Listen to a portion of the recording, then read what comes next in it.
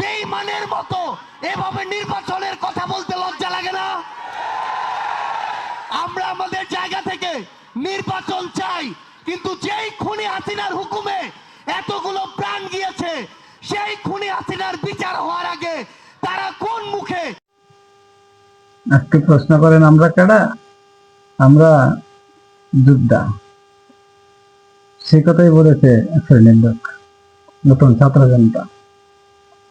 আপনারা আসলে এক্সপায়ার হয়ে গেছেন, আপনাদের মেয়াদ উত্তীর্ণ হয়ে গেছে, আপনাদের বয়স হয়েছে, মেধা শক্তি লোপ পাইছে, শরীরের জোর, কোমরের জোর, কবজির জোর সবই আপনাদের হারিয়ে গেছে।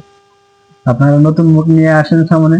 আপনাদের কথা কি বলবো? আপনাদের যে নেত্রী বা আপনাদের যে নেতা, প্রধান নেতা বা প্রধান নেত্রী বেগম জিয়া, আবার তার ছেলে, ওনারা তো বিদেশ গিয়ে পড়ে আছে।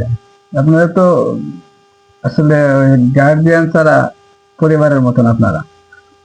বিশেষ করে আমরা যেটাকে বলি যে পিতা মাতা না থাকলে সন্তানের যা অবস্থা হয় আর কি, আপনাদের অবস্থা ম্যাক্সিমাম তাই। আপনাদের কোনো গার্ডিয়ান নাই।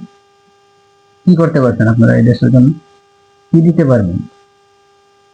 আজকে এত বড় একটা দুঃশাসনের হাত থেকে এই দেশকে মুক্ত করলো যারা, তাদের পিছনে আপনারা লাইগে গেছেন চারটে খায়া বলে। কি করতে হবে? নির্বাচন দিতে হবে। কেন?